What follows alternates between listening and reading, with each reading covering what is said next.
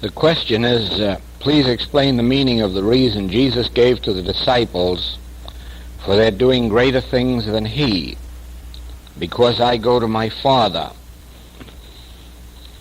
It has been interpreted to mean that his was a short ministry, personal ministry,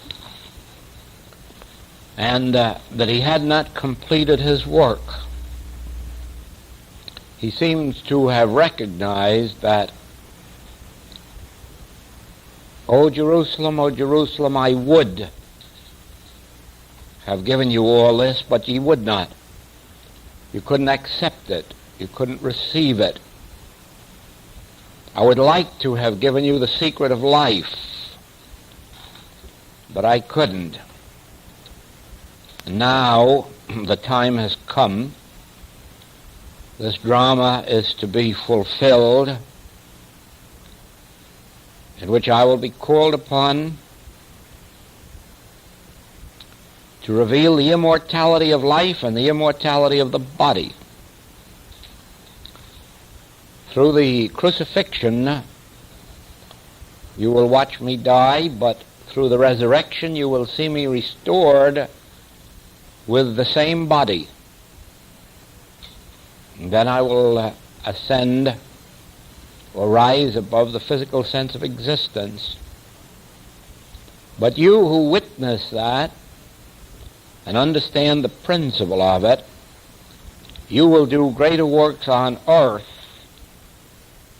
because you will carry out to its logical conclusion the principles that I have taught you, but which you have not been able to grasp in the fullness of it. If there was any other meaning than that, of course, we have no record of it. But it would seem, if you take the Master's teaching, his ministry as a whole, rather than isolate a sentence here or there, you will gather also the idea that he did not feel that he had given the ultimate of the message to the world, not even to his students, not even to his disciples. And of course, if you examine their lives, you will find that they give no evidence that they knew the full principle that he gave to the world. It is true they preached the gospel, and it is true that some degree of healing work was accomplished and some degree of spiritual enlightenment was accomplished. But except for Peter, John, and later Paul, the disciples themselves do not seem to have caught the fullness of that vision. Now, in connection with that,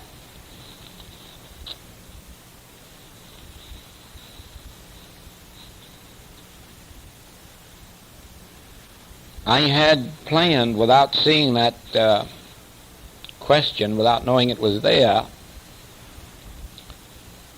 to explain that something of that nature has taken place all through religious history. Now, of course, you will remember that nobody can ever speak authoritatively for any person or any group of people or any generation of people, since always there have been those who had the vision that they had and left no record of it. And so when I say that the first known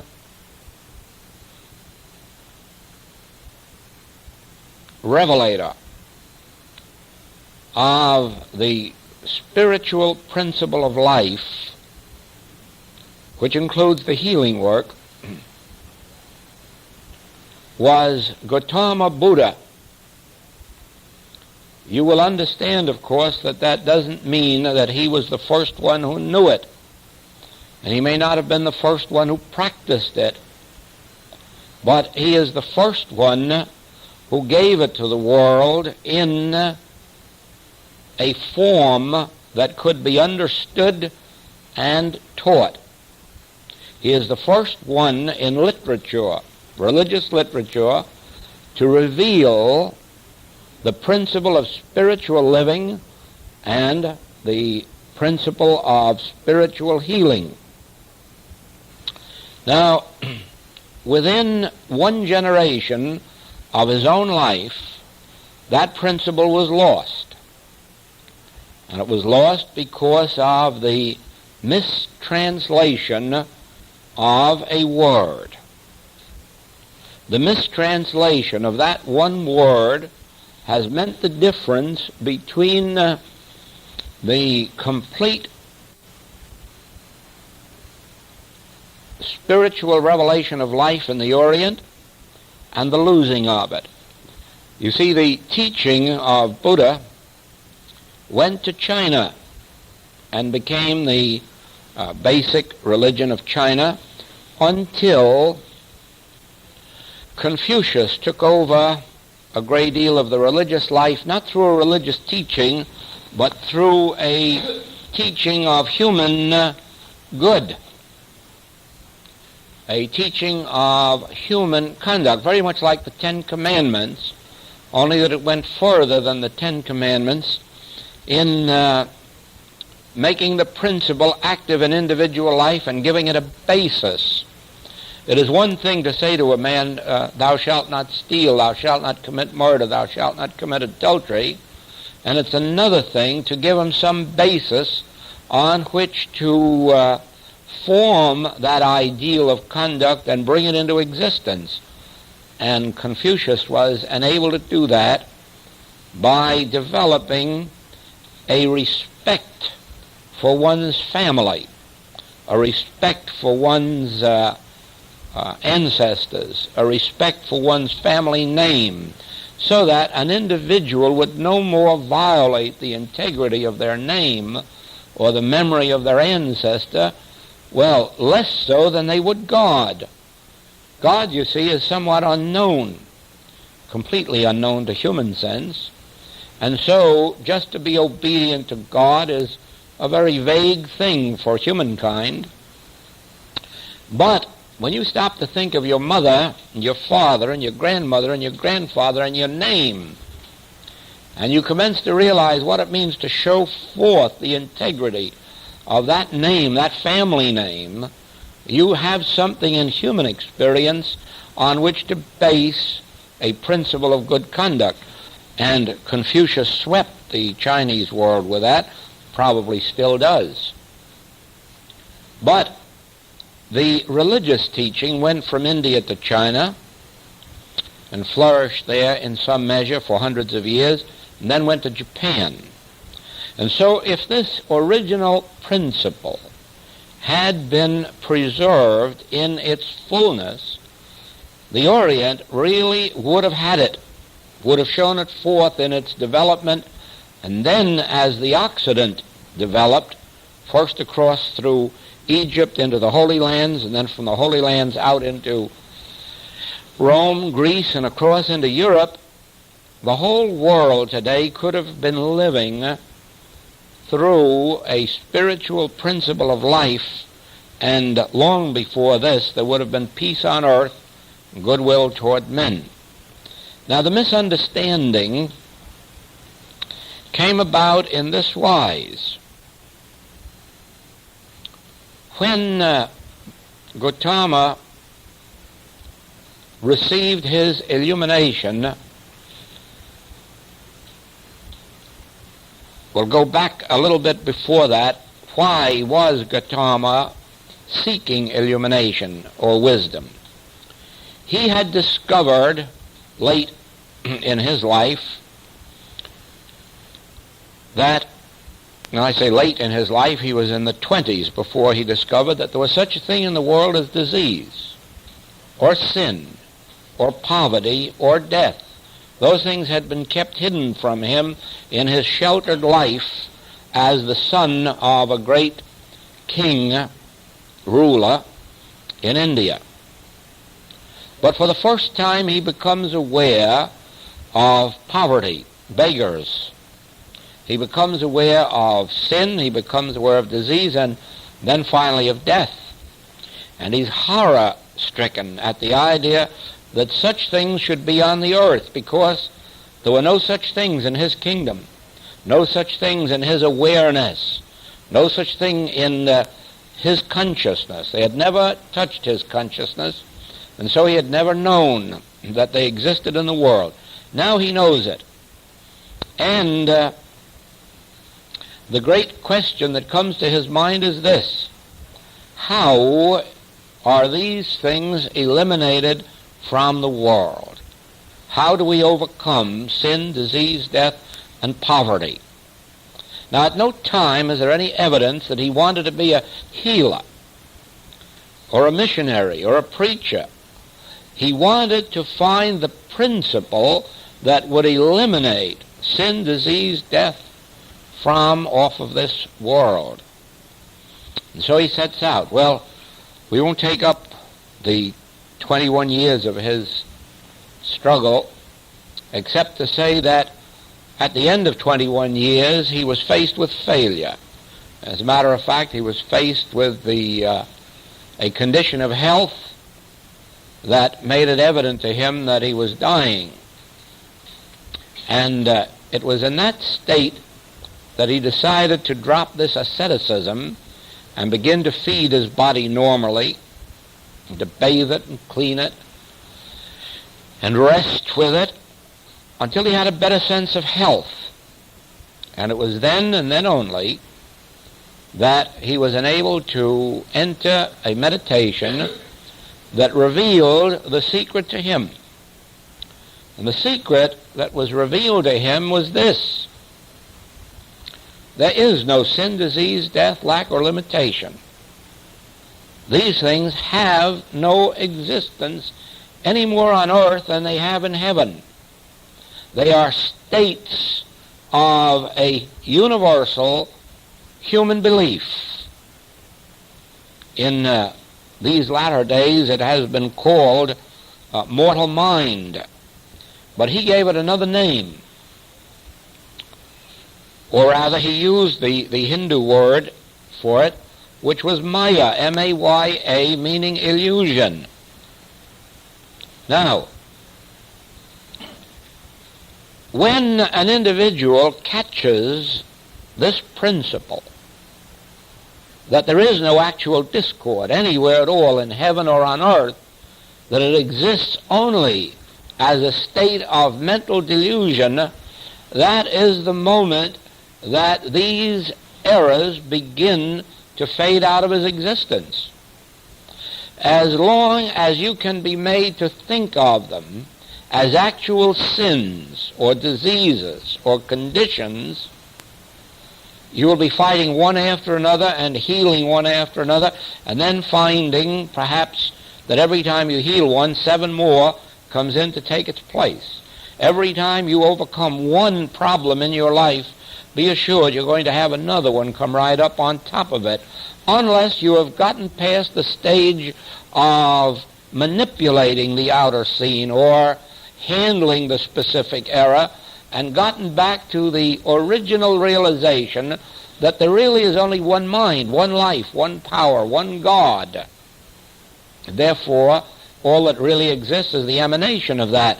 Then you can get back and begin to realize that there is a mesmeric sense so intense that we all come under it to some extent. As a matter of fact, we all come under it to its nth degree. We're born into it, and ultimately we die out of it. All in this state of hypnotism, because after it's all over, we find out it never was true. We haven't even died. There is no death, and all those who have gone through this experience know it. Now, that word Maya, which meant illusion, became distorted, and instead of an individual who was taught this coming to the realization, oh, this is a state of illusion, and dropping it, they next called up the practitioner and said, can you help me get rid of the illusion? In other words, they made the illusion something instead of the condition. And so, instead of having a cancer, we had an illusion. But it was just as real as the cancer, or consumption, or broken bone. Now, it only took about one generation after Buddha for that to pass out of the picture, and India became just as much of an orthodox religious world as any other, with just as much of truth and error mixed in, just as much of truth and paganism mixed in as any other religion or any other religious world. But along about the year 900, one of India's great spiritual teachers went across to China, and he carried a teaching of Buddhism over there that was more like the original. And he began to do some mighty wonderful works there, and ultimately his teaching was carried into Japan, and that's where the highest form of Buddhism evolved. That was Zen Buddhism. Now, Zen is an absolute teaching, but again, because of the difficulty of making it clear, there is no way in this age of teaching it. One man has put it in writing in a beautiful way, but he has not succeeded in teaching it because he cannot get the principle of it across. We'll come to that point later. Now, so far as is known in literature, religious and philosophical, there have, from the days of Buddha up to our modern days, been many individuals who had the healing gift, who could heal people of sin, who could heal them of disease, who could heal them of broken bones, who even could heal them of their poverty. But they did not know the principle on which it was based. They merely had the gift of the Spirit without any understanding of what the principle was. And so we have many in history, in recorded history, we have hundreds of wonderful spiritual healers, but not one capable of teaching, because not one knew the principle back of his healing power. And so we come to the day of Mrs. Eddy and her original teaching of Christian Science, and here we find a great discovery. Mrs. Eddy rediscovered the secret. If I've left out Jesus in there, it's only because I assume that you know that he had this principle in its fullness, but, as I said before, was unable to convey it even to his disciples, since even the healings that they performed were more or less through his Spirit, or through the Spirit of truth with which they were imbued, through the Spirit that they grasped from him, the Holy Ghost that descended upon them through their association with him.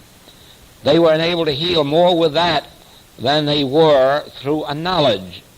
They revealed that at one point where they came back to him in great joy, because even the devils were subject unto us through thy name. And he rebuked them for that. That wasn't true. They weren't healing because the devils were subject unto them at all. And he told them, it isn't that the devils are subject unto you through my name. It is that your names are written in heaven. In other words, that you have caught a glimpse of this heaven, or one power. There's no such thing as two powers. There's no such thing as heaven overcoming hell. No such thing as God overcoming a devil. There's no such thing as truth overcoming error. There is only one power, and this that you're dispelling isn't a power. It is your realization of its powerlessness, of its nothingness that enables you. You see, he brought it out in, what did hinder you? Rise, pick up your bed and walk. In other words, you may to appearance be lame, but actually that's nothing to hinder you, since it isn't a power. There's only one power. That power is God. This thing is, again, the Maya or illusion. Now, between that time and the last century, there were many, many wonderful people of spiritual vision. And as a matter of fact, between the 12th and the 17th century, you had one of the most prolific religious periods in all history. It was the period of Western mysticism. It is that period in which you find the teachings of Jakob Böhm spread through him into men like Eckhart Towler, William Law of England, and a host of others who came within that 500-year period. During that period, you also had Fox, who was the founder of the Quaker movement. And that period is prolific in men and women of spiritual wisdom, spiritual power, spiritual healings, spiritual living, and all good. It is true that the organized church finally drove them out of existence, but they only drove them out of existence as an outward form. At no time were they able to stop the spread in men's consciousness of the truth. But during this period, you have again inspired men and women who have caught the vision of the Christ, who have caught and the reason they were called mystics, remember, is that they had attained or received a conscious union with God. They had attained a conscious oneness with God. They were enabled to receive the Holy Ghost, the gifts of the Spirit, within their soul, within their consciousness. And so we have this great period of spiritual living, but again, we do not have one of these writers give the principle of living or healing beyond the fact that once you've received the gift, once you've received the Christ, you naturally live it.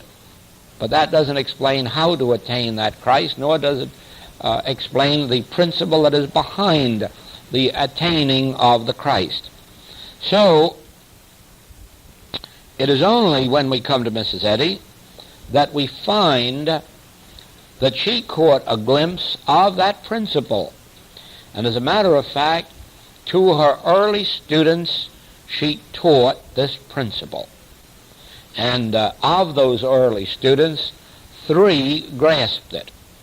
Now, when I say 3, there may have been 300. I say only 3 of whom there is record in literature that can be traced. There may have been hundreds who caught that principle from her, but there is no evidence of it in the literature of that day or this.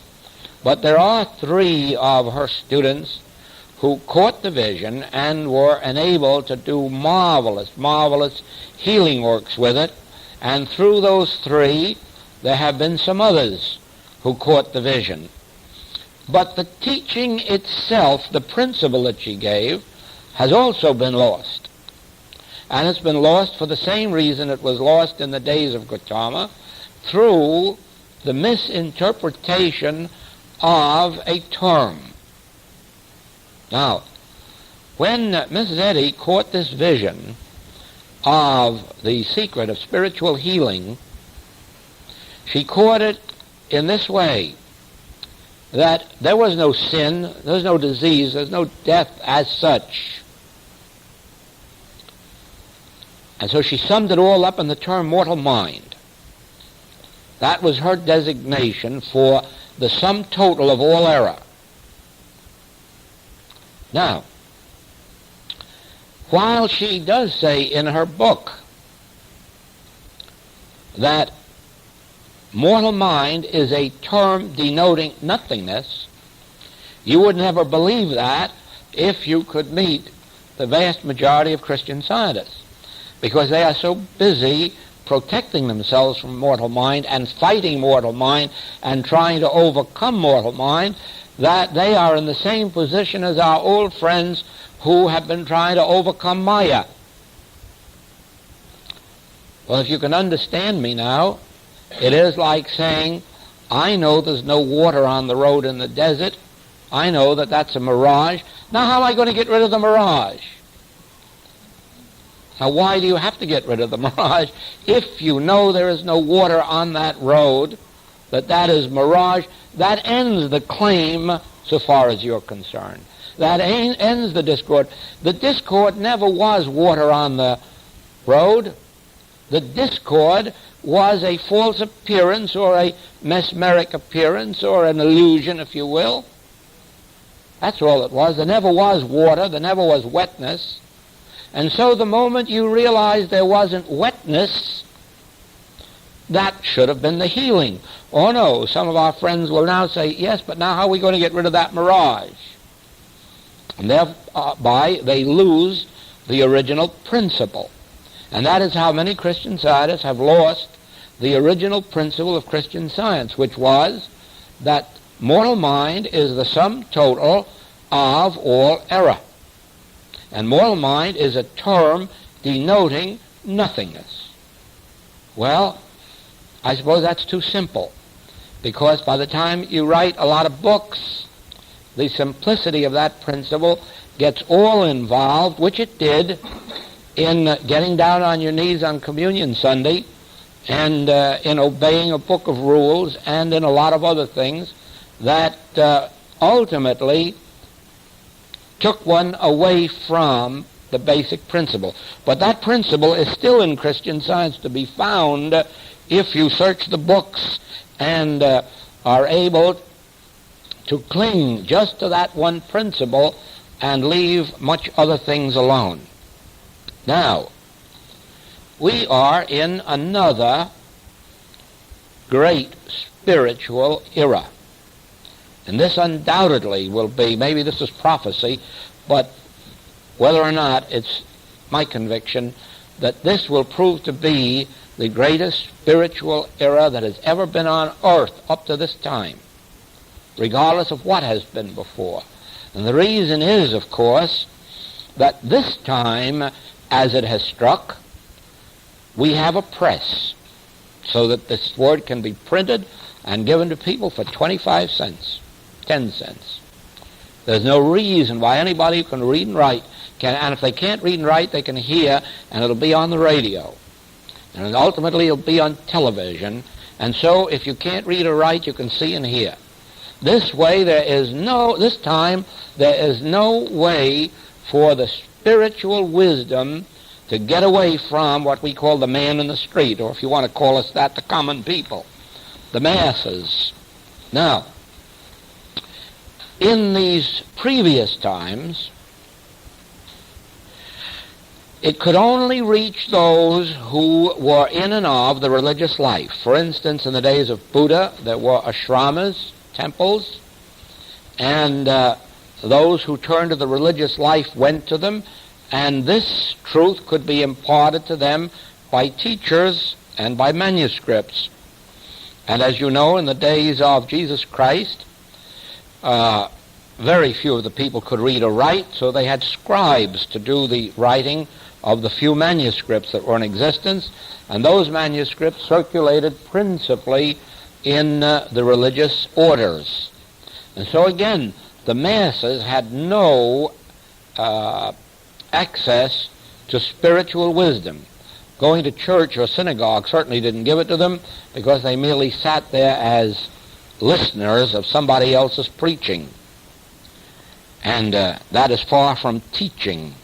Now, When it came to the Middle Ages, the 12th to 17th century, again, the printing press had not been invented, so we still had only manuscripts circulating, but we also had the great power of the church to suppress these meetings and this literature and the spread of it, and a sufficient power eventually to stop its activity at that time.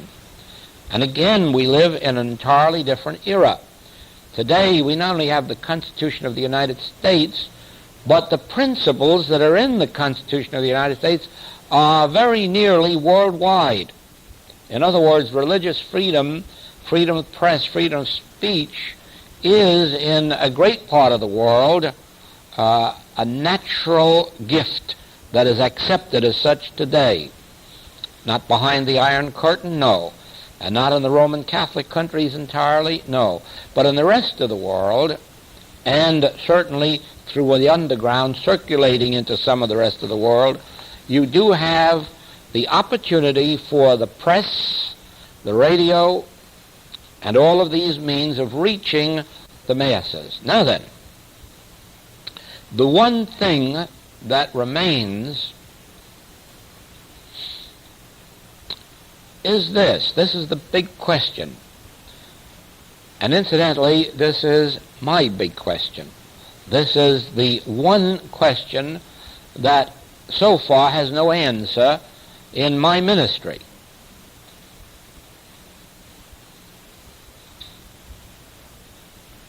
I have known this principle of healing, and this principle which makes spiritual living a bit more simple, for many, many, many years. And in that time, there have been thousands and thousands of people come to me, and I can't say truthfully that I know of 6 people who understand the principle. As much as it's written in the books, as much as I've had students, private students, I doubt that there's more than 6 that I know of that actually understand the principle. And for the same reason. The simplicity of it makes it deep. In other words, once a person has a touch of the Spirit, they can do beautiful healing work, but they still are not aware of the principle. Oh, we have dozens of students in the Infinite Way who are doing nice healing work, but they do not all themselves know what the principle is. They have caught either from me or they have caught from the writings some of the principle, but they're not clear about it. You can go back and trace the same thing. If you will go back to the literature that came out of Christian Science literature, the Unity and the New Thought, you will find that they have missed that principle entirely, and that's why they are not doing the healing works that should be done. They missed it entirely. They wrote beautiful books about the Spirit and about God and about love and about all the rest of it, but that point of the very nature of the era, that was missed. And it's missed for the first reason that many students resist it and resent it.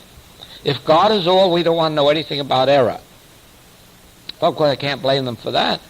If only they would understand the nature of the basic error as this universal mesmerism, and then not fight it as a problem. In other words, when you have a call for a cold or grip or toothache or broken bone, don't treat them as such, because if you do, you're apt to heal them.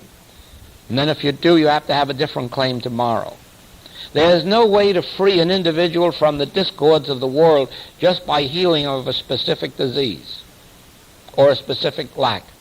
You may even bring about employment for them, but that isn't going to stop their being unemployed later, unless the basic thing behind it all is met.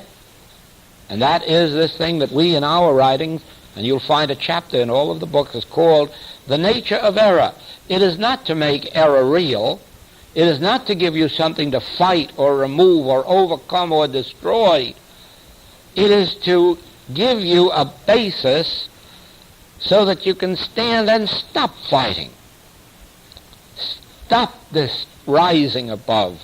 Stop this resisting and stand fast in the liberty, in Christ's liberty, wherewith you were originally clad, the freedom of God. Now,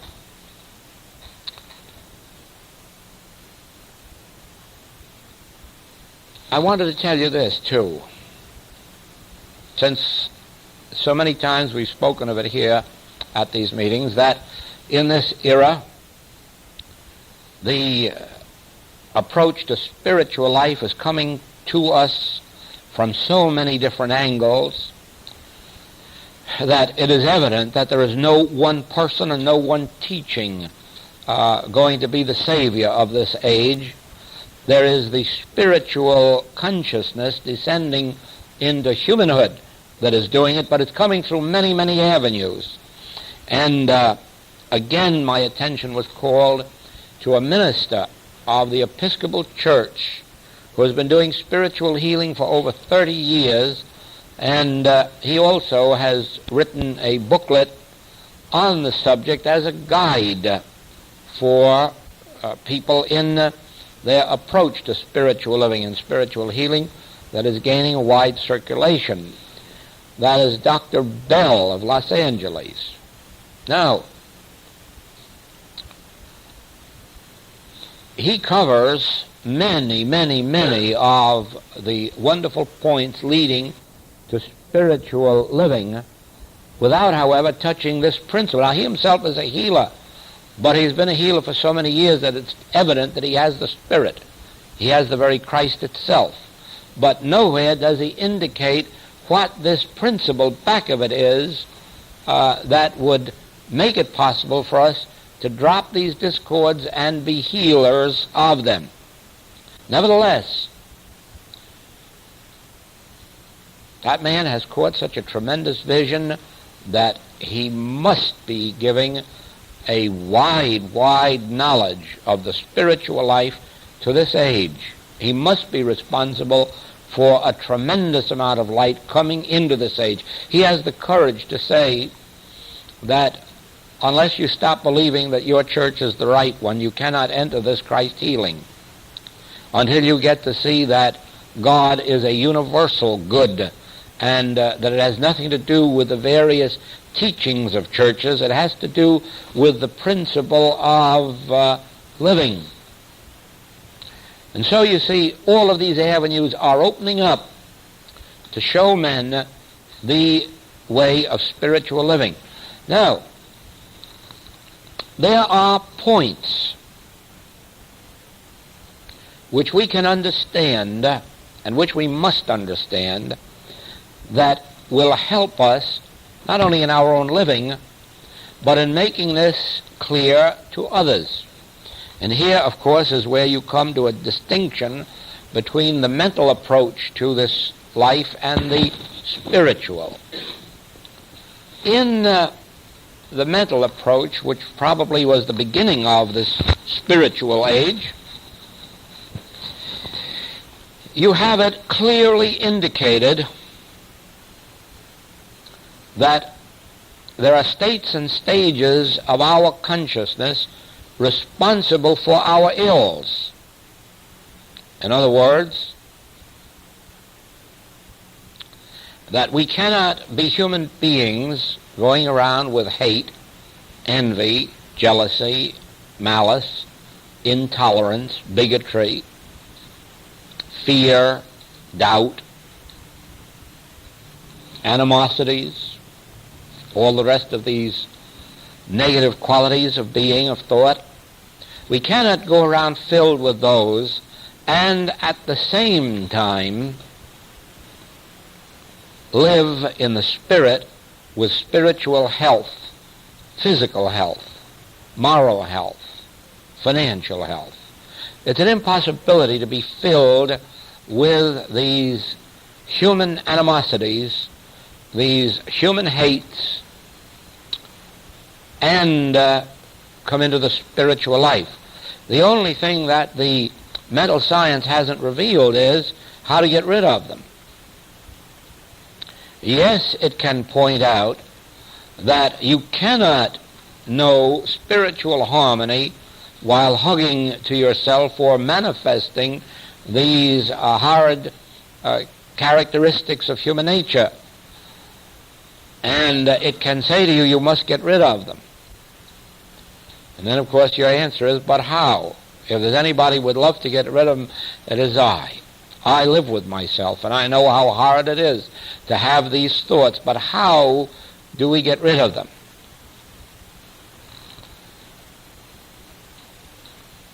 But now that question comes to us too, with this difference that we have an answer.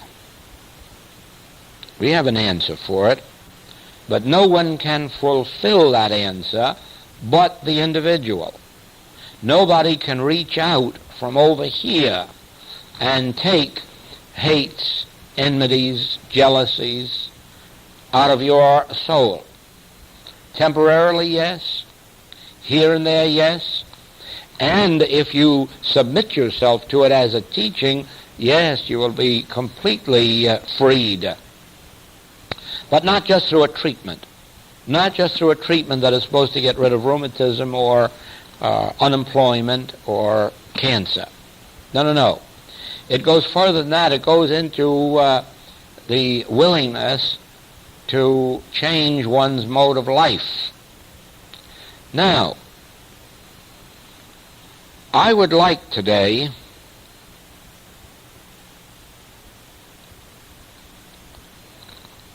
to bring that point to your attention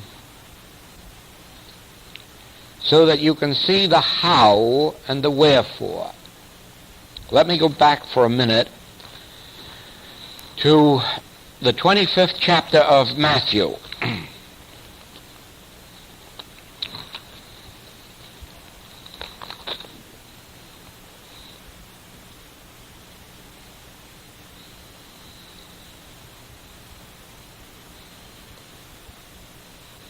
Yes.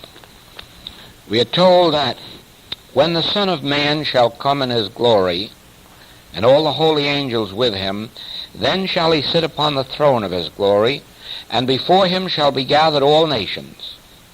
And he shall separate them one from another, as a shepherd divideth his sheep from the goats. And he shall set the sheep on his right hand, but the goats on the left.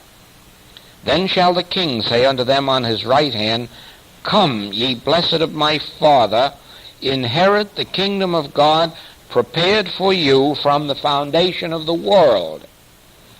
Later on he says, Then shall he say also to them on the left hand, Depart from me, ye cursed, into everlasting fire, prepared for the devil and his angels. Now, here is your indication that from the moment that you have come into what follows the first, that is, into this love and service and devotion to God and to your fellow man, that frees you, that gives you your entrance to heaven, to harmony. Whereas those who do not achieve this clearing out of the negative qualities from themselves still remain in their sins and their diseases, or as he says it, depart into hell. Now,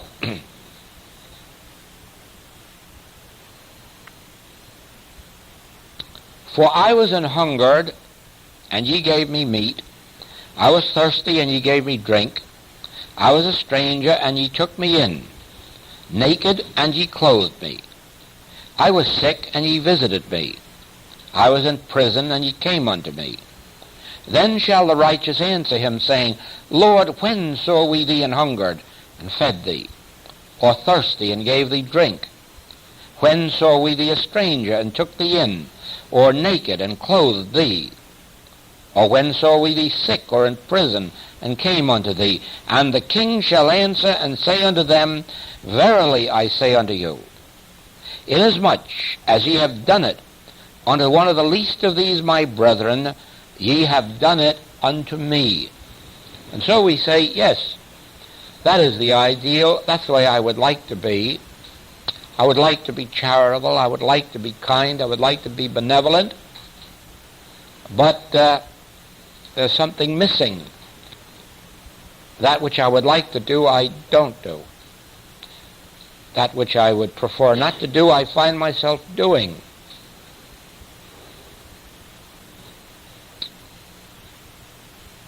Then we come to another facet.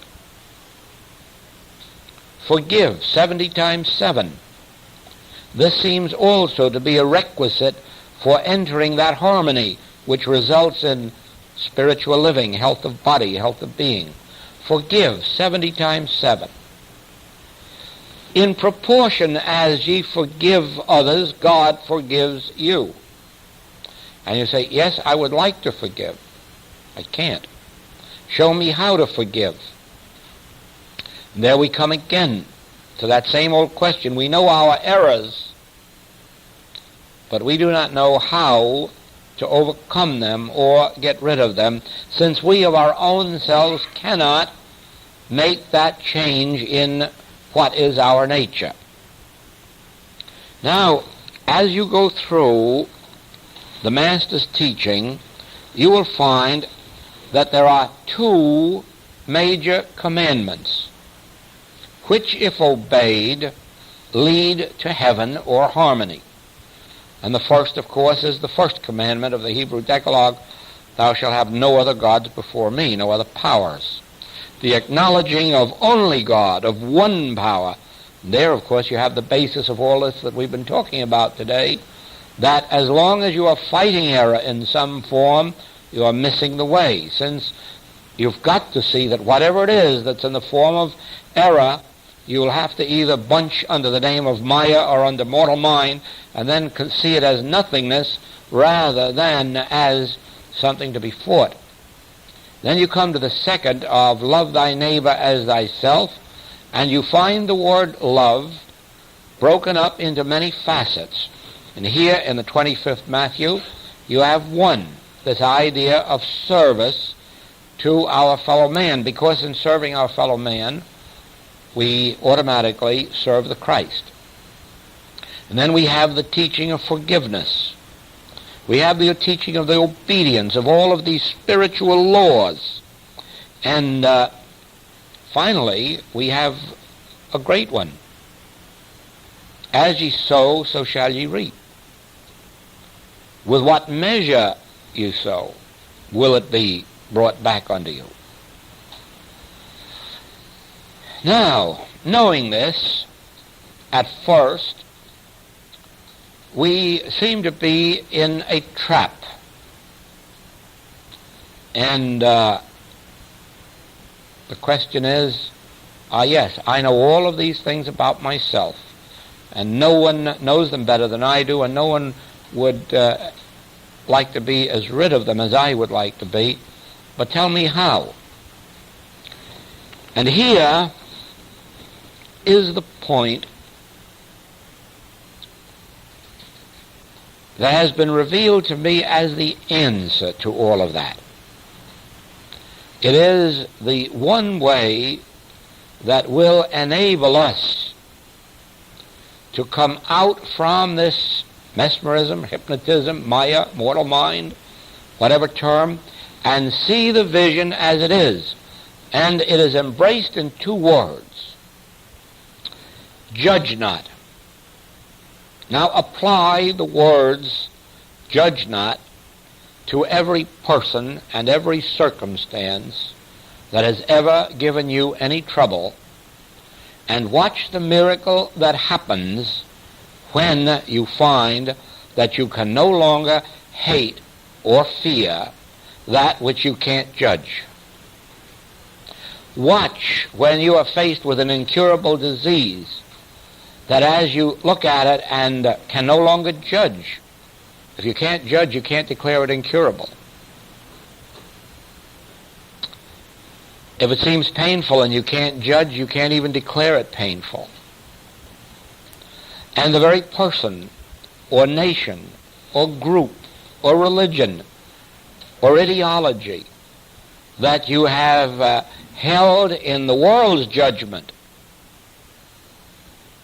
all of a sudden you hold up those two words, judge not. Judge not. Well, you know, you could go all the way back to the days of Jesus Christ and ask yourself which side you would have been on. And of course, if you're one of the majority, you would have been against the master, and you would have been judging. You would have been judging of his mission, of his message, of his work, of his integrity. And if you want to be completely honest, you will also find that all down through history you would have been on the side of the majority, and that was the wrong side. That was the side that judged erroneously and were the victims of that judgment. And so it is going to be with us in this day and in this age. Face any person or any quality of their thought, including your own. Face any condition, any circumstance with the two words, judge not, and begin to withdraw into yourself whatever judgment you have had, and then you will find the miracle of a principle that heals. You'll be surprised how wonderful healing work comes about when you no longer judge. Why? Because you don't try to use a power over it to heal it, or cure it, or remove it, or reform it. Oh, the wonders that happen when you hold up two words, judge not. Now, you know, those of you who've had any experience at all with healing work, even in a small degree in your home, watch how much condemnation you've held in your thought regarding the one who is to be healed. Oh, if only they'd be interested in truth. Oh, if only they would listen. Oh, if only they'd be more loving. Oh, if only they'd be more forgiving. It would be so much easier. Oh, if, and that's all judgment. And the moment you have placed that judgment on them, you have stopped your efficacy as a healer. You cannot heal while you sit in judgment on a person or on a condition, because you have two-ness, you have duality, and every mystic in the world will agree that duality is the basis of all error. Duality is the basis. You can study the religious and philosophical history of the world as far back as there are manuscripts, and you will find that duality is the secret of all evil, the secret of all error. And there is no way to save yourself from duality. There is no way to lift yourself above it except with the two words, judge not. How are we ever to forgive those who really and truly hate us, harm us, persecute us, malign us? Don't you think there's a little bit of a hypocritical sense about saying, I forgive you? I do. Yeah, I know what's back there in the reserve tank. I know that. But if we can sit with judge not, we're stopped. All emotion leaves our minds and our bodies. All emotion leaves the moment we say, I can't judge. That ends it. It puts a wall up there, and even the emotion goes out of our hearts and minds. You can look at anything and at anybody with no emotion the moment you can say, judge not. Watch it, and watch it with the claims of either sin or disease or unemployment that are presented to you. Instead of saying, yes, there's unemployment, we have to do something about it. Now, what truth shall we know? You've ended it. There isn't any truth you're ever going to know that's going to end it. The acknowledgement of it is like acknowledging water on the desert road and then thinking you're going to get rid of it. No, you could call all the fire trucks in the world to pump it off, but you'll never pump it off because it isn't there as water. It is there as mirage. And even a pump won't remove a mirage. And so it is, there are no discords on earth any more than there are in heaven. They exist only as discords, but they will exist as as mirage or illusion or maya, mortal mind, whatever term you want to give to nothingness. But they will exist as something as long as you sit in judgment on them. As long as you sit and say, this must be removed, or, well, this must be brought into harmony. You're saying this is good and this is evil.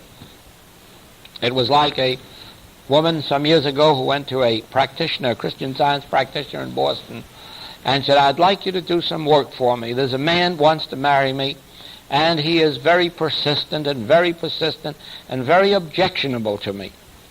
And the practitioner says, well, I can understand that. He said, now, if it was Mr. So-and-so, that would be different. Oh, he said, not this piece of matter, this piece of matter. One is better than another.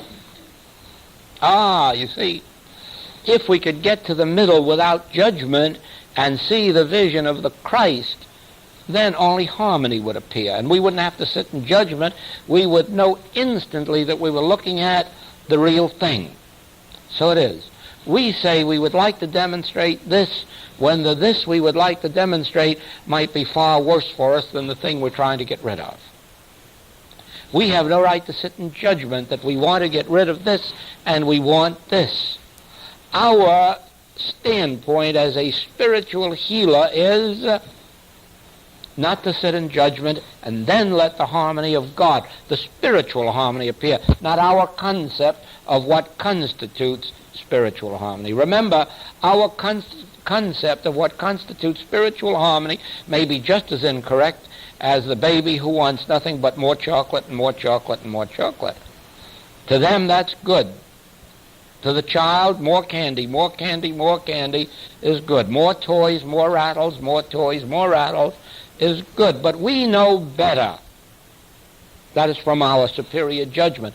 And so it is, there is that within us that knoweth our need, and it is its good pleasure to give us the kingdom. But it knows that which is for our good, and we have no right to have a judgment. Now,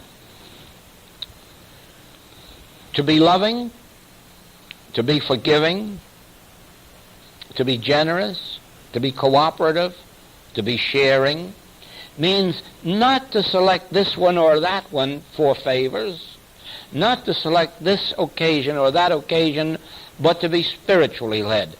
And the way to be spiritually led is to withdraw all judgment within. Now, the practical application of that will take you back to the original revelation that there is no such thing as sin, disease, death on this earth to be overcome. And the moment you catch that glimpse of not judging, you will see the spiritual reality right there where that false appearance had been before. Now that is why there is more to healing work than just reading inspirational literature and saying God is love and getting oneself up on cloud 9. There's much more to it than that. And yet, it's even simpler than that because it is more effective the moment one comes to the realization of judge not. Don't try to remove this. Don't try to overcome this. And don't try to establish this. Judge not. It is almost as if you sat in back of yourself and watched this world without any judgment as to what is good and evil or who is good and evil, or as to what ultimately will or should prevail. To those desiring the life of the Spirit, that life which comes only when you understand that I live, yet not I, Christ liveth my life, let me tell you this, that it can't come as long as judgment remains in thought, as long as we hold people in condemnation whether for their good or their evil, or what we consider their good or their evil. Never as long as we sit in judgment on conditions or occasions can this life take over, for this reason, that the indulgence of judgment is human opinion and human concepts, and it's variable. It may be this today and it may be that tomorrow, about the very same person or about the very same condition or the very same occasion. It's human. And as long as you're indulging humanhood, you are not being led of the Spirit, nor being governed by the Spirit, nor being prompted by the Spirit, nor is the Spirit flowing through. Now, that brings me to an important point. I'm sorry, it's late, but do you mind?